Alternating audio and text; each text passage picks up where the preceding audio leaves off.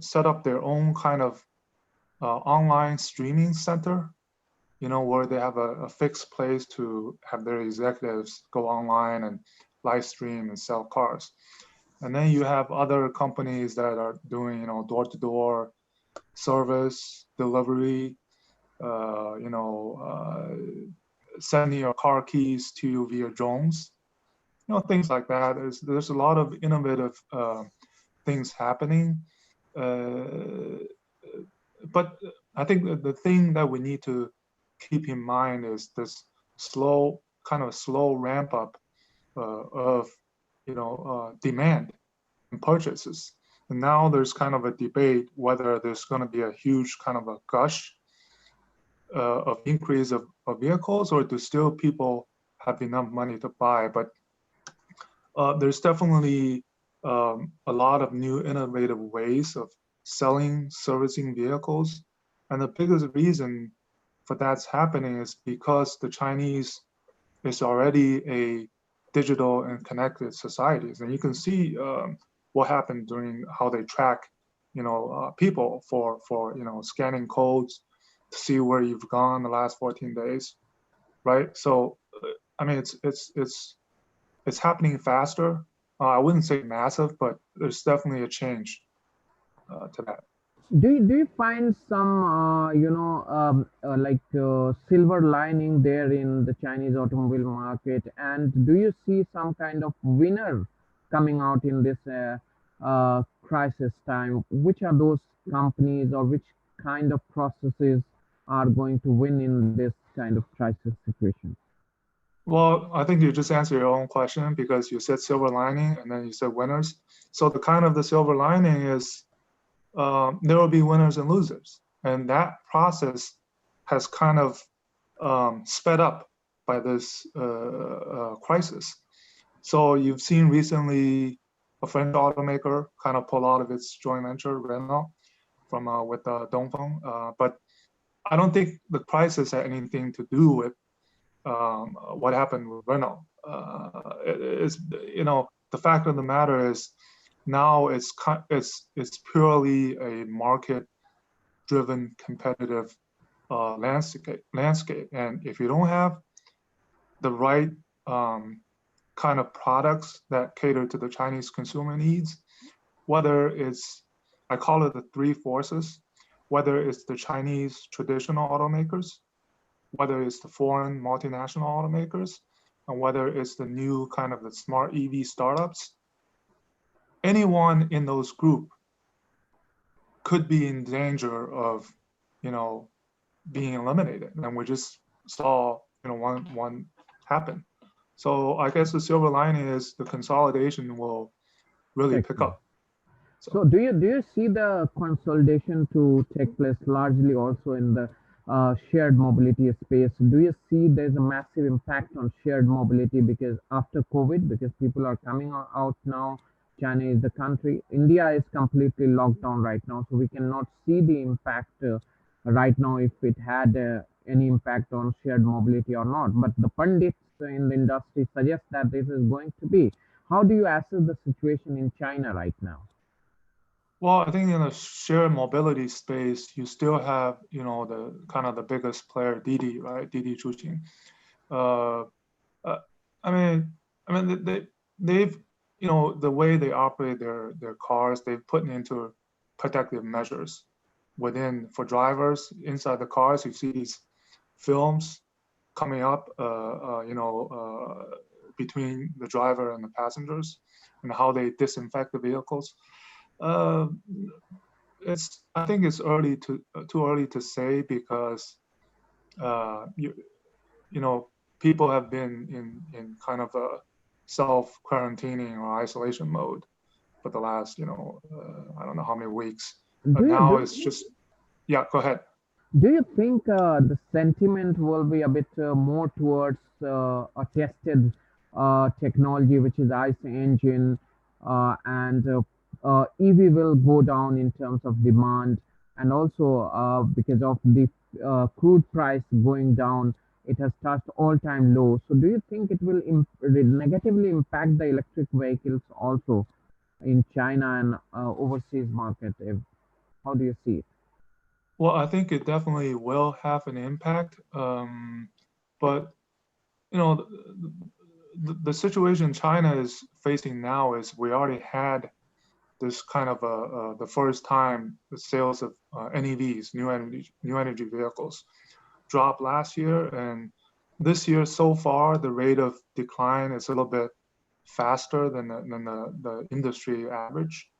So that's why you've seen the government extend the subsidies and Hmm. also the exemption to sales tax for NEVs for another 2 years.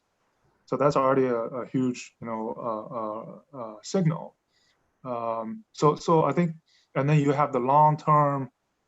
China's 2025. The goal was to have NEVs account for 25% of the market, and so far this year, last year was less than 5%, and this year so far in the first 3 months, I think it was below 5% as well.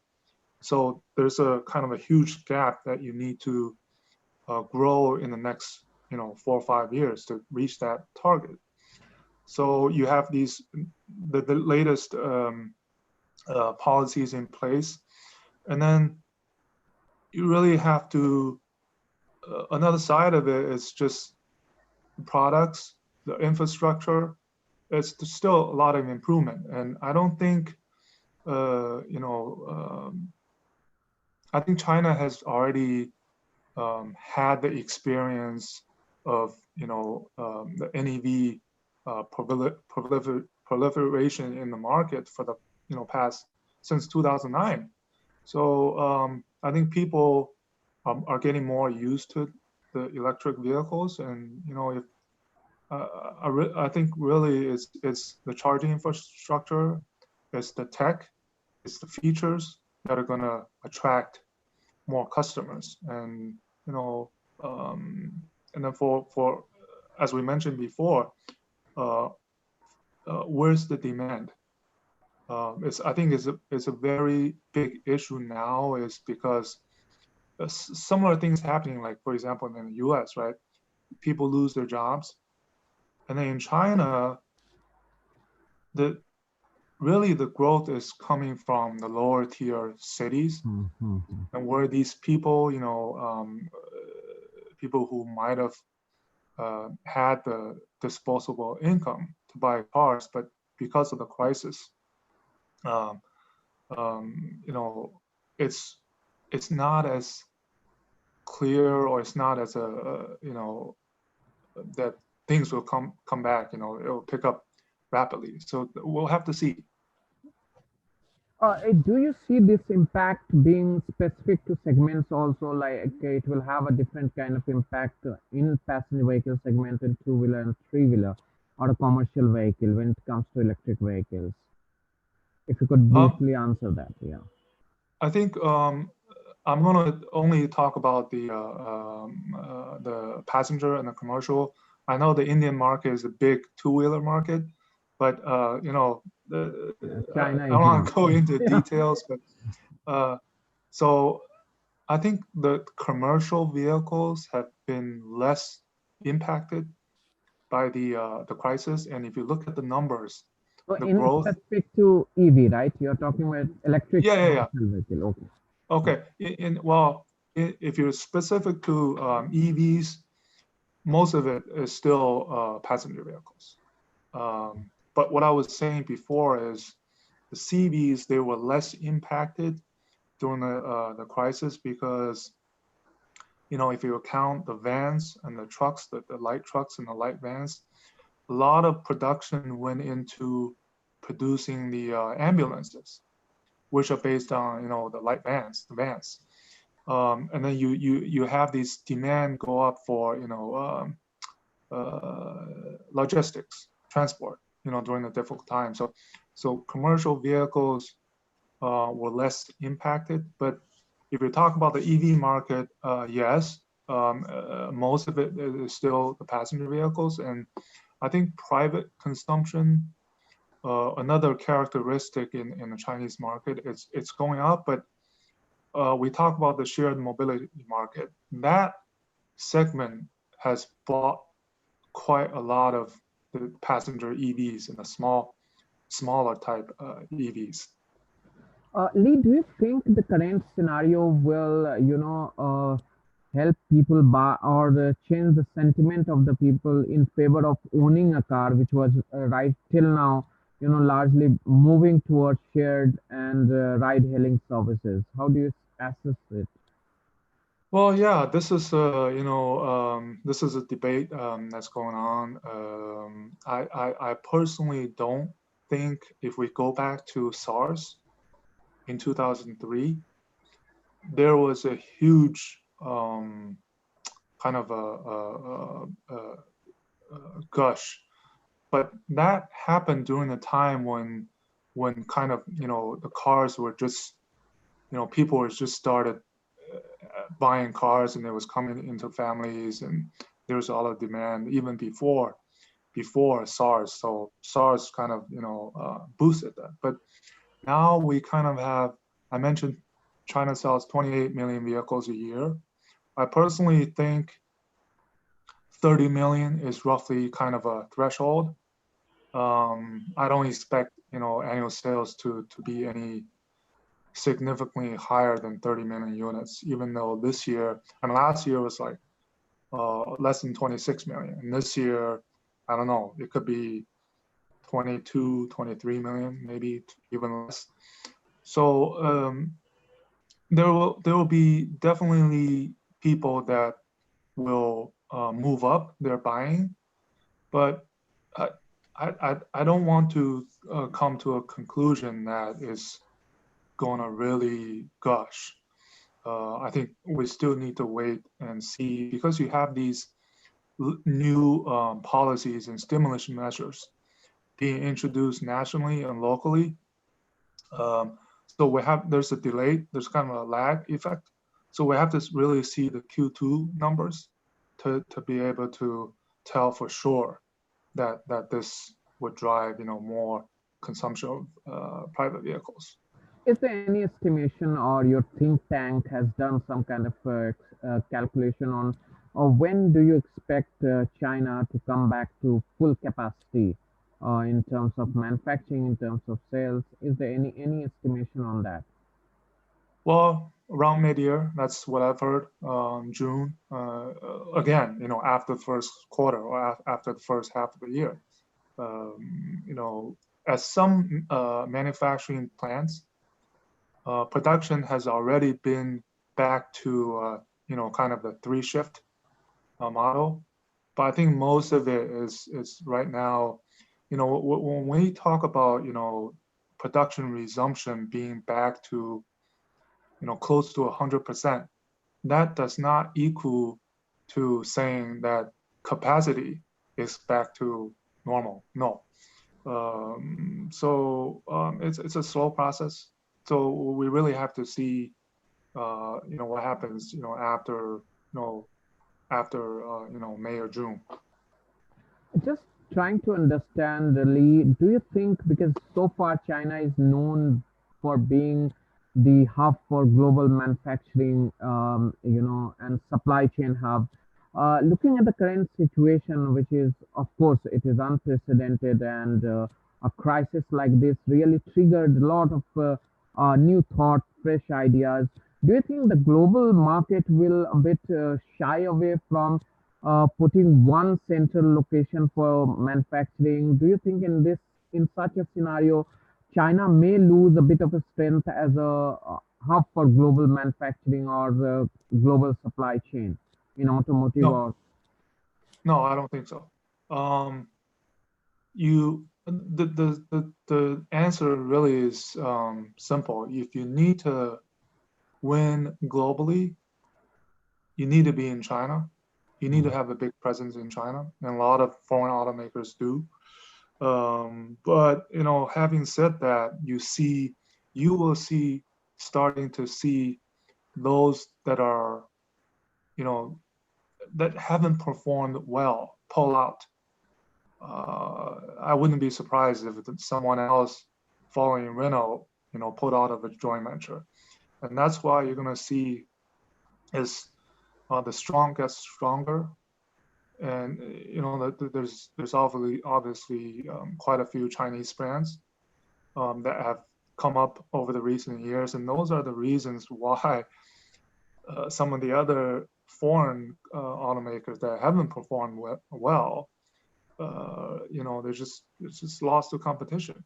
So China is such a important market, and even for manufacturing, that I know there's some guy out there saying that, okay, you guys need to come back for production, but I don't think it's that simple just to pull out, and it's such a big market that I- you know I wouldn't go Of late, we have seen, a lot of Chinese automakers trying to come to India, to have already come, and some like Chang'an and Geely, they are on way to enter. There are many other companies that is looking at India as a market for them. Looking at the current crisis situation, do you see some kind of change in the thought of these corporations? And also in terms of government, will the government tell its corporations to invest largely in domestic market, which is China, rather than going out? Do you see some kind of slowdown in the Chinese players which are operating in India? Like we have SAIC's subsidiary, we have GWM, which has come recently. How do you look at it? It's only natural that the Chinese brands, once they're have their foothold in the Chinese market, they would expand globally because they want to be international. And I was, looking at the Auto Expo earlier in February, and we had a correspondent who wrote for us, and he said the Chinese brands saved Auto Expo.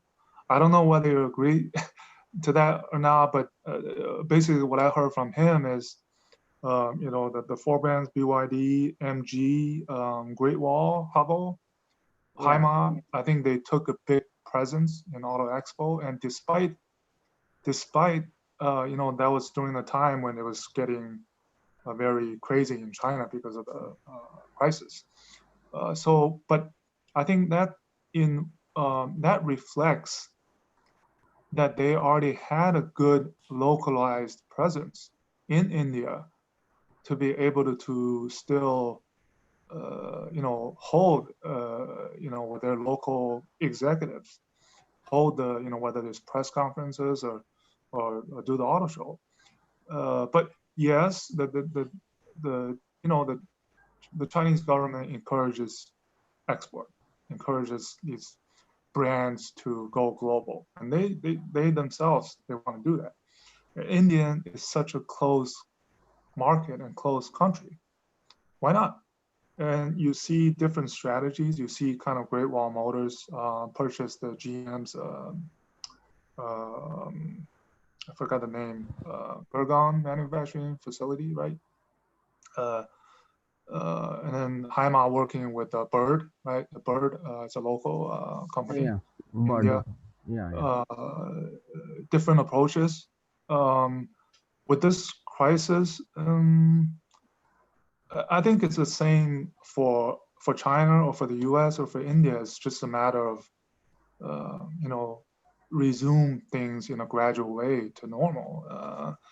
And I think Chinese brands, maybe we'll get into this later, is that you already have, Xiaomi's, I think, is pretty popular in India, right? In the mobile phone, smartphone market. So I think it's only a matter of time. But again, it's the Chinese brands really need to, the way foreign companies localize in China, the Chinese really have to cater to the local Indian taste, but it's the same thing. So So, do you see any kind of change for the automobile dealers there in China, their sales processes, or what are their steps? How have they come back to the selling spots again? How are they back to their dealerships? What has been the process? If you give us some sense, how did they progress towards it after the lockdown? Well, I mean, it's the same as almost same as the manufacturing, put into protective measures in place, um, and utilizing a lot of the online and offline kind of O2O processes, and making sure that when customers come in, that the right measures are in place. 6 feet, whatever. Masks. It's once, because everything this is related to what's happening in the country when the cases are going down, when things are returning to normal, and they feel sure that they can attend to customers. Their workers are safe working. Their salespeople, their after sales people, they have the right measures in place. Then they open up. There's no other way or secret formula. Thank you, Lee. Before we move to the questions from our audience, and thank you so much for taking the question. And as you wanted to ask me the question, but I said you are my guest, so you will be the first to be quizzed. So over to you now. If you have some questions, you can ask. No problem. Yeah. Basically, I mean, I know in the Indian market, the Japanese brands, especially Suzuki, are working with Maruti, right?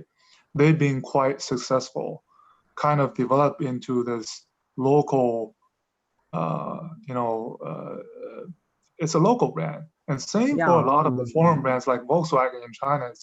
It's already a local Chinese brand in a way. So I'm wondering, what I mean is, I'm wondering, do you think the Chinese brands have a chance to get to that level? I mean, Uh, uh, can the Chinese brands, automotive brands, become the Xiaomi of India? it's a very What do you think difficult about that? question, but let me put it this way. Uh, there has been some episodes with some of the Chinese brand, low-cost Chinese brand came in, especially in two-wheeler space, and the people did not have very, you can say, very positive impact of that because they came and they went back. But after this, MG Motors came, okay, and they got a pretty good response from the customers here. Their only product, Hector, featured in top 10 selling passenger vehicles. Also, they were one of the largest selling SUVs in India. But now what happens that MG Motor is trying to push itself is largely a British brand than being a Chinese brand. So they are trying to uh, shy away a bit, if I'm right in my assessment, and that way they are working. But there's only one challenge that Chinese brand when it comes to automobile. It's a high cost product that people are going to buy, and here a lot of money goes. So mobile and automobile is completely different, two different products, because probably car is second biggest investment for anybody who makes here in India after buying a house. So taking a decision for a car, it's very important that they go with a brand or product which gives them reliability. And when it comes to Chinese products, there has been largely image that I'm sorry to say that, but there is a perception that Chinese brands in general are not durable, they are not very high quality. So the Chinese players have to play that role and they have to establish themselves as a brand or product which are durable and good quality. So that's it. Otherwise, feature-wise, I think MG Motor has done wonderful in terms of design, in terms of features. Even GWM, Great Wall Motors, attracted a lot of people to their stalls. I think that was one of the most crowded.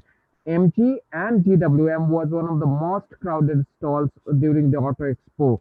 So the design and everything was accepted by the people here in India only in long term, if you want to really establish in India, they will have to create value for money. Apart from that, providing assurance of quality. I think these are the few things that they need to understand.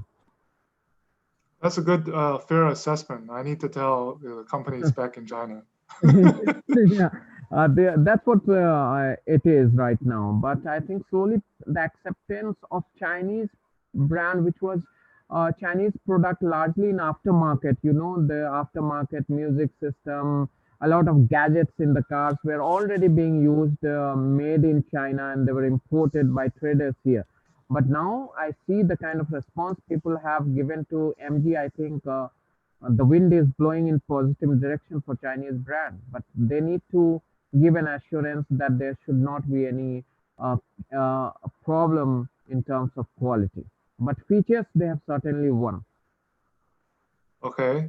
Yeah. And how about the market overall? I mean, in terms of growth, what's the volume now? What's the So expectations, down the road? So, yeah, in passenger vehicle, the things were not so great even before COVID because of the overall economic slowdown that we were experiencing in the past few quarters. We had achieved 3.3 million units of passenger vehicles domestic sales last year, and this year we were expected to be below 3 million, but with this I think we will not go beyond 2.6 million of 2.6 maximum 2.6 million of passenger vehicles after COVID.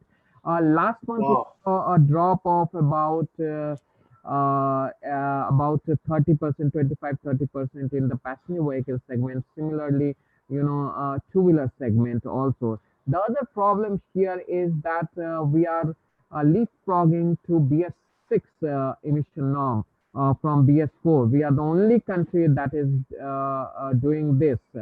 And now, because of that, also there has been some cost pressure. The cost of the products have gone up really, and a part of it is being passed on to the customer. So the price of the vehicle has gone up. That is also impacting the market in certain segments. So there is a complete transition that is happening in Indian market. But let's see how things go further. Right now, the dealers are struggling a lot here because they have, at the one hand, they have inventory backlog of BS4 that they need to clear. Thankfully, due to the slowdown and weak demand, the production was already curtailed even around November, December last year only. That's why we did not have huge pile up of the inventory, but we still have decent pile up going up to 5 to 7 lakh units of BS4 vehicles, which needs to be exhausted, or the OEMs might try to export it to some other countries where BS4 is still applicable. So, Well, yeah, not yeah. a great time. Cross segment, commercial vehicle is the largest impacted segment here in India right now. And then two-wheeler also. The rural demand, which is largely driving the demand for small cars. India is largely a small car market. That's how Maruti Suzuki commands over 50% of the market share. So if you look at India is the unique market where over 70% of the market share, about 70% I must say, about 50% by Maruti Suzuki, about 17-18% by Hyundai. So they Yeah. two put together close to 70% they command. Others, many players like you talked about, Volkswagen, Nissan, despite being here for many years, they have not been able to cross more than 1% or 1.5% of the market share. Yeah, I That's mean, the to situation. to compare, you said the passenger vehicle market won't get above 3 million. In the first quarter in China, Yeah. the passenger vehicle market was around 3 million, even in this difficult time. So it's such a huge difference in volume. And So our also, penetration level is very low. We have about 22 cars per thousand people. We are the largest two-wheeler market. We sell about 21 million two-wheelers every year. So total automobile market size hangs around 24 million, which I expect to come down this year. further. Yeah, but in China, we don't count motorcycles into Yeah, vehicles. And yeah. also in China, the per thousand ownership right now is, I think, just below 200, maybe between 180 and 200. And also, just another example, Volkswagen has about 20% of the passenger vehicle market. And then it's a bunch of others. So Yeah. all the global mega players are fringe players in India. Let me put it this way: Maruti Suzuki has the biggest share. They have the lion's share, and they continue to, despite all the disruption, all the change happens. They are so well connected with the market situation. They understand the market so well, especially the rural market, that they every competition they are able to. Now they are also they beat Mahindra and Mahindra, which used to be a number one SUV maker in the country or utility vehicle maker in the country 2 years ago. Now continuously Maruti Suzuki with 2-3 products only, they have emerged as the largest UV maker, also utility vehicle maker also. And especially Indian utility vehicle space is driven by compact SUVs. Oh, fascinating. Yeah. So what's the potential? I mean, in China, I said 30 million is kind of the threshold. What's the, We are looking at you are the world largest passenger vehicle market. We are looking at 5 million units, by 2025, but no wow, 2020. But now it looks difficult for us to achieve because we have seen jeez. the situation. Now it doesn't look happening even by 2025. 5 million passenger vehicles. That's our target. That's the threshold that we are going after right now. Well, it's such a difference. It also has to do with infrastructure, right? Roads are different, Yeah, roads have increased a lot, habits, but the right? problem is that the equal distribution of the economy is what we need to work on, especially in the rural market, rural areas, job creation. That is other area where we need to focus. The uh, average income of the people needs to go up. So that's the reason only few percent of our total population can afford cars right now. So we are working in this direction. We have grown very fast in terms of road creation. Also, we have built a world one of the largest, road network now we have. I think second largest after China. Oh, So okay. we are building every day. We were building about 4 kilometers of NH, National Highway only. Wow, fascinating. So we have upped the ante in terms of infrastructure development. In the last 20 years, we have made quite great progress in this direction also. We are also working towards EV quite aggressively. Let's see how it unfolds. It's still, EVs are still kind of, there's minimal, right? Minimal volumes right now, right? Yes, EV is largely here, e-rickshaws, a three-wheeler kind of thing that puts you on first mile and last mile connectivity. So that's the most popular. There we see the largest volume coming up. Two-wheeler is still picking up. A lot of players, a lot of local startups have come up. They are still importing a lot of kits from China, and they are assembling and selling here. So two-wheeler and passenger vehicle is yet to take off. But I tell you that if you talk about the core, if we minus the unorganized three-wheeler segment, which is the largest, of course, in terms of overall EV volume. But if you talk about two-wheelers, passenger cars, and buses, year-on-year growth has been 20%. So despite the overall, the market degrowing, the ICE engine is market is degrowing, but the EV has done reasonably better because we have very small volume, like 1.34 lakh. That's our volume, 130,000 units. That's our volume for these organized, segment Oh, like two-wheeler, passenger vehicle or buses. well, I think in A the lot. first quarter, China's NEV sales was around that number, Oh, 111, 120,000. okay. Okay, So great. So let's, if you don't have any more question, I'll take up some questions from the audience. Sure, Lee, okay. sure. So this is a question coming from Mr. Padma Venkatraman. And the question is, if China were allowed to draft a blueprint for EV infrastructure, what would be the recommendation?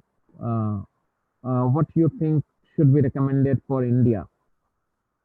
Can you repeat the question? If suppose China was, or you were given a chance to draft a blueprint for EV infrastructure in India, what would be your highlights? What will you do?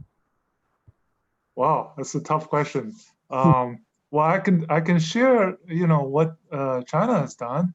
I mean, China right now, I think the latest numbers that I've got is in terms of chargers or charging piles, it's over 1.27 million. And I think privately owned, it's roughly 700,000 versus public, which is 500,000. Roughly, you add up to 1.2 million. I can't tell. I'm not going to be in a position to say a kind of blueprint, but I think what China has gone through is in terms of charging infrastructure is you have these kind of state grid, the national player, and then you have these smaller kind of the regional or local, I can mention Star Charge, TELD.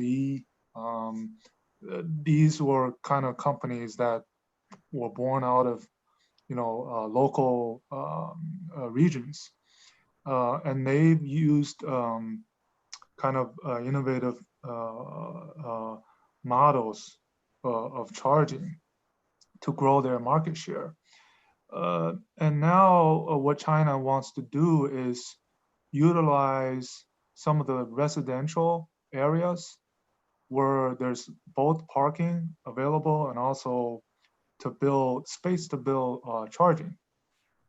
And the way subsidies are given is also different. Before, it's being given to NEVs. And before the subsidies, there was a national subsidies and local subsidies for buying NEVs. Starting in 2018, the local NEVs were eliminated. And instead, the local subsidies were going into local construction of the charging infrastructure. Kind of, the Chinese wording is it's giving you kind of rewards instead of subsidies. I don't know the difference to that, but it's basically a different way of kind of promoting and boosting the local charging infrastructure. And then just in strategic locations, along there's a north-south couple of highways, expressways, that on the rest stops, you have these charging places available. And then in China, the overall network is described as a 10 horizontal, 10 vertical, and 2 circles. That's the way they describe this charging network. So you have these, from the top down kind of, okay, we're going to do this 10, 10, 2. And then from the local bottom up is these local players, they have their business models, whether it's the type of chargers, whether it's, smart apps, to search for apps for easy, convenient for the users. And then another part of this infrastructure debate is on battery swapping. Battery swapping only, so far, the only company that's doing this in a large scale is NIO, right? The Chinese smart EV startup. And then for the taxi companies, like for in Beijing, for example, they have these swap stations for the taxis because they go around in fixed routes. So I think for battery swapping, it's kind of a it's kind of a back burner. So it's pilot demonstration style for now. So I don't know. I don't know whether I've answered that question in terms of, you No, no, know, you have whether it's a you have very well. print. So let me take next question. We have less time, so I request if you could be precise a bit. Sorry about Okay, yeah. I that. digress. Sorry. Next, we are in in a profession where we become very elaborate and we have to answer quite long. Yeah. But now next question comes from Ramashankar Pandey. He is MD of auto component company operating in aftermarket. So he wants to understand how did China gradually opened up its aftermarket or repair services? After are we back to 100% there? What's the new share of business between OEs and independent aftermarket? Well, the share is still very much geared toward the OEM.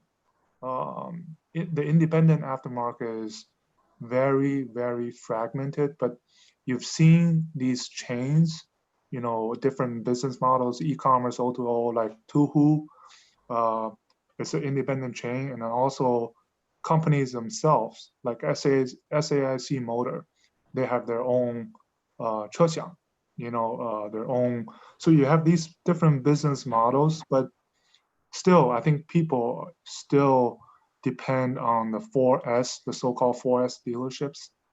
It's still the majority of the market share where you go to maintain and fix your cars, repair your cars.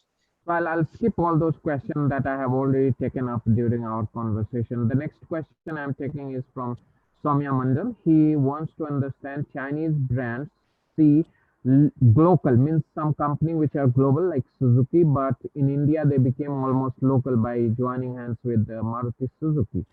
So as main competition, they are the main competition, or those completely local like Tata, Mahindra, who do the Chinese manufacturers see as their main competition in India? Well, it's obviously it's the same as we were talking to China. So the competition will be the foreign players. But in this case, the Indian local domestic brands are also considered foreign players because they're Chinese brands in a different country. So it'll be the Indian brands, and then obviously all the other foreign brands that are already present, established, Suzuki, you know, Hyundai, Volkswagen, Ford, whatever. But I think the Chinese brands, I think they have uh, they think they're well stacked up to compete with the foreign brands. So Okay. So, looking at the current, we have seen that there's a lot of talk happening, like, the global trade scenario will change after this situation. Do you see it having an impact on Chinese market, especially? Is it going to be largely negative for China, or do you see a positive in this new trend that we are going to see, or a new normal that is going to emerge out? well, maybe this is a question I should ask all these foreign multinational players and their senior executives. But uh, anyway, there's definitely talk of the so-called deglobalization because of this friction going on, let's say between China and the U.S. And the U.S. and Europe, right? There's different frictions going on. But like I said at the beginning of the show, it, you know, it's a gradual process. I wouldn't think that all of a sudden this global trade would stop. China depends on the global auto industry as much as the global auto industry supply chain depends on China. So I wouldn't see any drastic measures that will go into place to stop this globalization.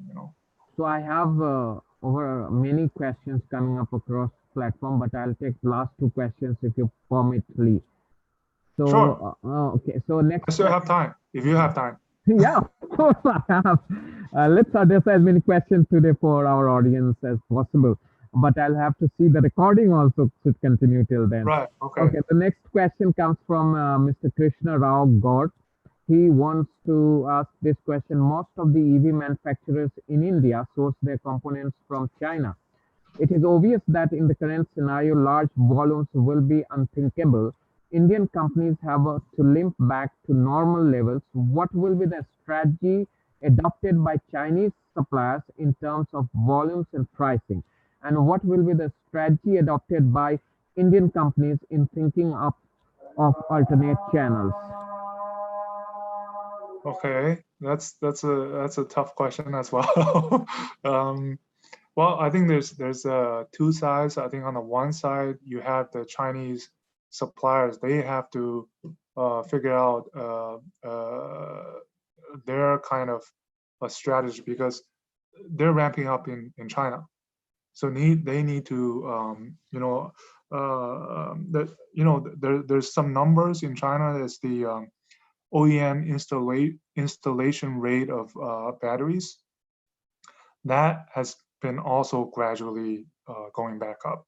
So it's an issue of the Chinese suppliers taking care of business in China, and then whether for other markets that would just simply be an issue of balancing their supply. For example, to the Indian market. But I would say this. I would suggest that this is a tough time for everyone, and I guess a big factor would be, or a big, that just a matter of working things out, amicably. I don't know whether there's any, right or wrong answer or secret formula, so that one side is better than the other, or I mean, it's a tough situation. I don't think I have the answer, to it. So for now. This question, what lessons can Indian auto component manufacturer learn from China in terms of strengthening themselves as a supply chain hub for the global market? What would be your tips? You have observed so many companies there in China. What are the two, three things you think they do that is very important for anybody to become a global supplier and hub for supply chain in automotive? A few things maybe. One, kind of the can-do attitude, just do it.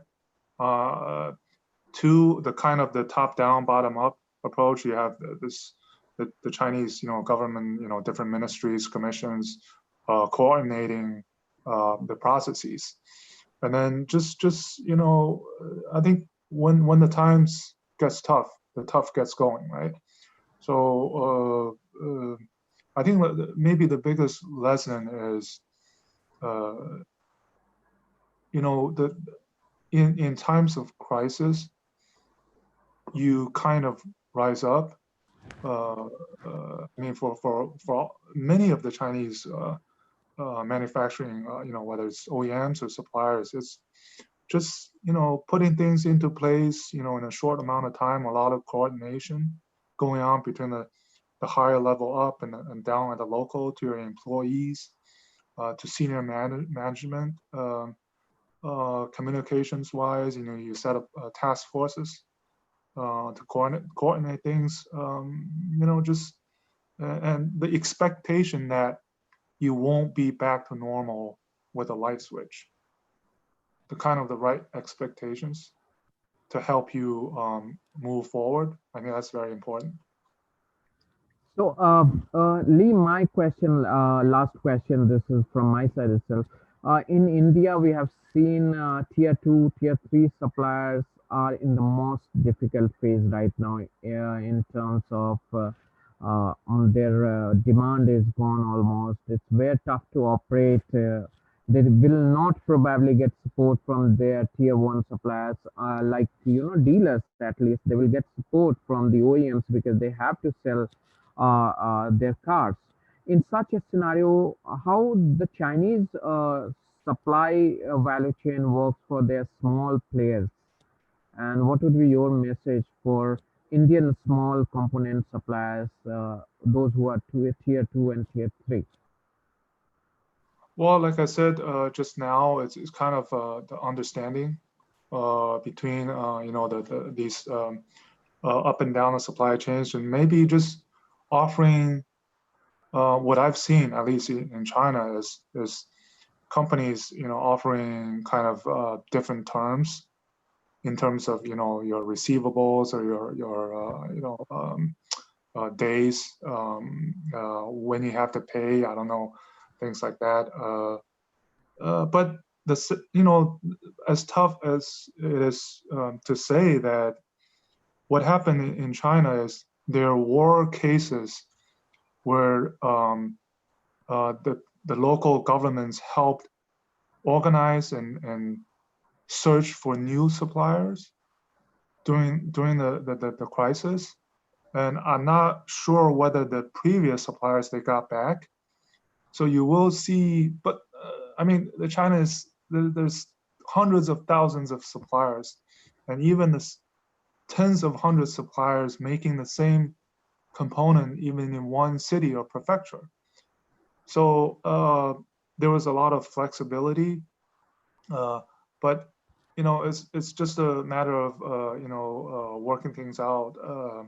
And unfortunately, if some of the smaller players, they it's tough to say that that they might be out. But that's just a market. I mean, it's tough.